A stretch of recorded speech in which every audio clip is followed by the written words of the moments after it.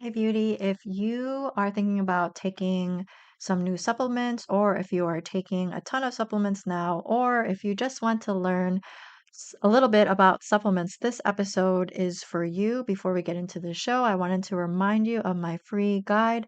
Go to herholistichealing.com/free to download my free guide entitled Holistically Healthy Woman: 4 Steps to Move Away from Modern Medicine for Christians.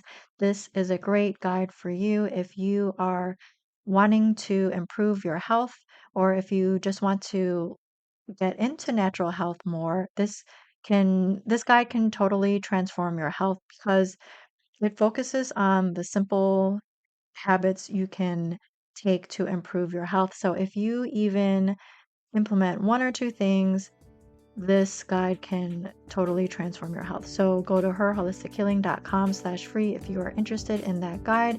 With all that being said, let's get into the show. Welcome to Her Holistic Healing. Do you want to move away from modern medicine and learn healthier alternatives for your family? Do you want a healthy body? Do you want to live the life that God intended you to live? Hey, I'm Alexandra. I love Jesus. I'm a wife, mom of 3, author, and registered nurse with years of experience in clinical research.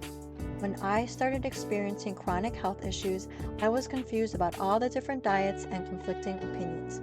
I felt anxious because I couldn't solve the mystery of my health until God showed me that He is the source of true healing. In this podcast, you will learn Bible truths and holistic treatments that will help you to stop relying on pharmaceuticals.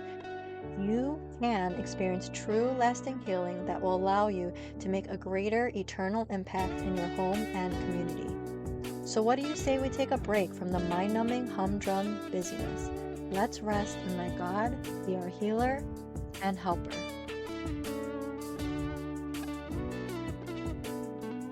I started having health issues. I started learning about natural remedies, healing foods, and also supplements.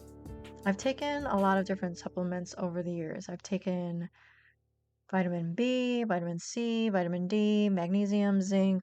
I've taken supplements to detox like dandelion, different oils, fish oil, echinacea, certain supplements for the immune system. I've taken bee pollen, chlorella, protein powders, green powders, mushroom formulations, probiotics, Chinese medicine remedies, different teas. I've taken fiber. That is not even a complete list. I've taken supplements prescribed by a naturopath that I was seeing. If you want to start taking supplements, or you are taking supplements now, I have a few tips for you. So this will help if you are thinking about starting supplements or if you are already taking them. Number one, make sure that any supplement you take is high quality. Personally, I wouldn't even take the supplement if I knew that it wasn't high quality supplement. So try to find supplements that are non-GMO.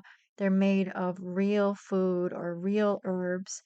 Some people have problems absorbing supplements and food and nutrients. They have problems with absorption in general. So if you're going to take B vitamins, in order to absorb them, you want to get methylated B vitamins.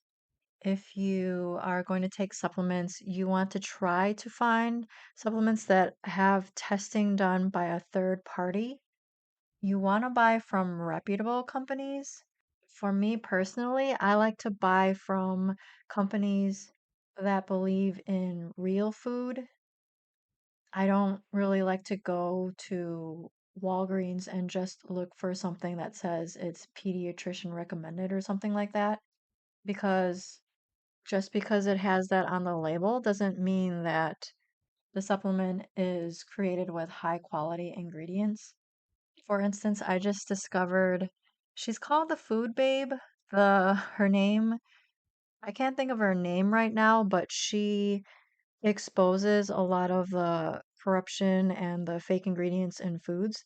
So she has a brand called Truvani. I've never tried it, but that's a brand that I probably would try because she's all about real ingredients and protecting children and people from all the crap that's in our foods and supplements. I would also look at the ingredients that are on her products, but I would probably buy, if I were going to buy supplements, I'd probably buy supplements from someone from a company that was created by someone like her. So that's the first tip. Make sure that the supplements that you buy are high quality supplements. Number two, consider starting with just one or two supplements at a time. There was a point where I was just taking too many supplements at once. I couldn't really tell what was working and what was not. So, really, at this point, I'm only taking a multivitamin and fish oil on a regular basis. I've talked about fish oil before and how great it's been for my body. I can definitely tell when I'm not taking it because my joints start to get stiff. Once again, I'm not a doctor and I'm not your nurse. I am a nurse, but I'm not your nurse. So I'm not recommending anything for you. I'm just telling you what I do. Every body is different. As I say in my book, Discover God's Health Wisdom, exposing 8 common myths that keep you sick. Every body is different. So I don't even necessarily believe that everyone needs to be taking a multivitamin. I used to believe that, but like I said, every body is different. So you may not even need a multivitamin. So if you are thinking about starting to take supplements, like I said, maybe start with just one or two at a time and really pay attention to what's happening with your body when you take them. Sometimes you might not even notice an effect, or it takes longer for you to notice an effect. So also, I would encourage you to do your research on what types of effects the supplement should or should not have on your body. A good resource for this is pubmed.gov or drax.com. I think drax.com is a wonderful resource to learn about different foods and supplements and all things natural health, really.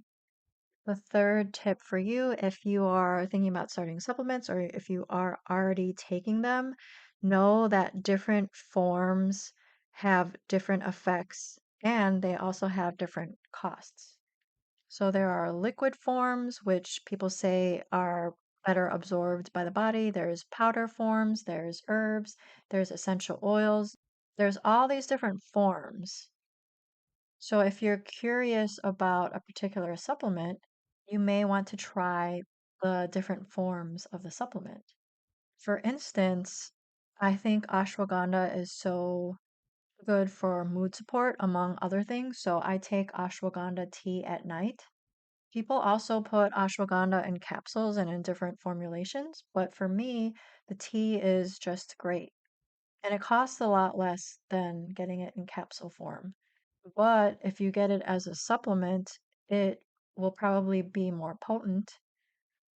So that's just something to consider. When you're thinking about a new supplement, think about the kind of effect that you want and also the cost. Number four, this should actually be number one, but number four is ask God for wisdom. In James, it talks about how God gives wisdom to anyone who asks for it. After you ask God for wisdom, you may want to see a naturopath, a functional medicine practitioner, or someone like that who has a lot of knowledge about supplements and herbs and things like that. But I do want to say that they're still people and they're not always right. Even if they take a blood test, I believe that there's still so much that we don't understand about the body. So even if they take a blood test and test your blood for certain things, what if they interpret it wrong? Or what if they're missing certain pieces of the puzzle, which they definitely are if it's true that there's so much that we don't know about the body. Plus, I was just thinking about this past year. In the Bible, it talks about Jesus' blood and it talks about sacrificing animals and it talks about the blood. There's so much talk about the blood. We obviously need enough blood to survive, but I think that in the medical field, in the natural health field, or in conventional medicine, we just nonchalantly take people's blood. When I was a nurse, we would basically go around and take basically every patient's blood every morning. Well, it wasn't every patient, but most of the patients, or a lot of the patients, I should say. And I feel like we kind of take it for granted that blood is very important to the body. I was also thinking about this when my doctor wanted to take blood tests for my daughter. When we went to have her blood work done, they wanted to double check to see if the doctor had ordered correctly because they said they were concerned that this was just too much blood being removed from her body. So I'm not saying we should never get our blood taken out. I'm just saying that we should pray about it and we should have some wisdom around the subject. I'm also saying this because it's not, to me, it's not necessarily sustainable to just get blood work all the time. I mean, I could go to a functional medicine practitioner or a naturopath and get my blood work done consistently to try to find out what's going on with all my numbers and then have them prescribe whatever supplements that they think I need more of and take the ones that they think I don't need away. I could do all that, but like I said, they're not always right. And I feel like for most people, that's not very sustainable. And that's also can cost a lot of money in the long run. So that's why I think we should be asking God first for his wisdom and also remember that these practitioners are just people. Science is great, but sometimes, or a lot of times, it's biased and it only gives us a small picture a lot of times of what's really going on. The last tip I have for you is don't forget about other root causes of illness. We could, like I said, we could go to the doctor consistently, we could get blood work done multiple times per year and try to design the perfect health protocol. But what I have learned, what I truly believe, is that it's oftentimes the simplest things that can make the most difference. Things like resting, taking a Sabbath, taking breaks from technology, going outside, praying, having a good life-giving community around you, asking God what his calling is on your life and pursuing that. That can bring so much energy to our lives when we're actually doing what God has made us to do. Simple things like cutting back on sugar and caffeine or cutting back on processed foods, adding green leafy vegetables to our diet, adding some good fruits to our diet. I really believe that we underestimate the power of such simple habits and practices when we are living in alignment with the life that God intended us to live. When we have changed our lifestyle so we're not in a hurry all the time, so we're not always stressed out. In most cases, I feel like those changes can make such a huge difference. And if we can just work on these small habits, these small healthy habits, we won't have to spend so much money on supplements and visits to the doctor. It really is simple. It's not necessarily easy, but it's definitely worth it in the end. So, to recap, if you are thinking about starting to take supplements or if you are already taking supplements, here are some tips for you. Number one, make sure that the supplements that you take are high quality supplements. Number two, consider starting with just one or two at a time. Number three, know that different formulations will have different effects and, of course, different costs. Number four, ask God for wisdom first about any supplement you take or any practitioner that you see. Number five, don't forget about other root causes of illness.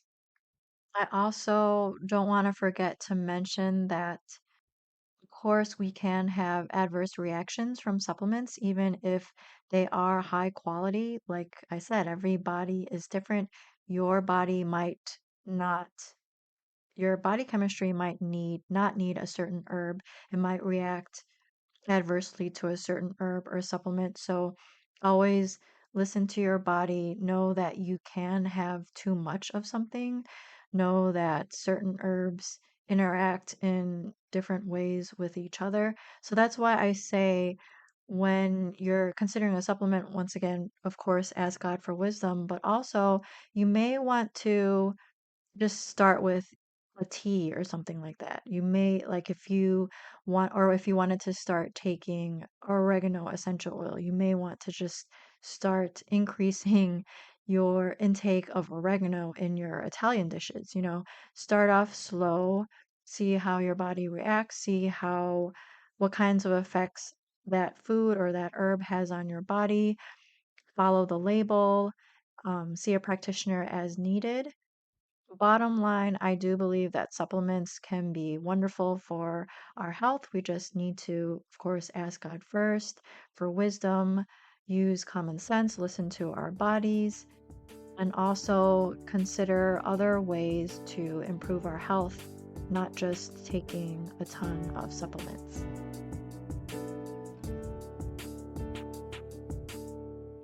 Thanks for listening today. If you like what you heard, would you take a minute to leave the show a review?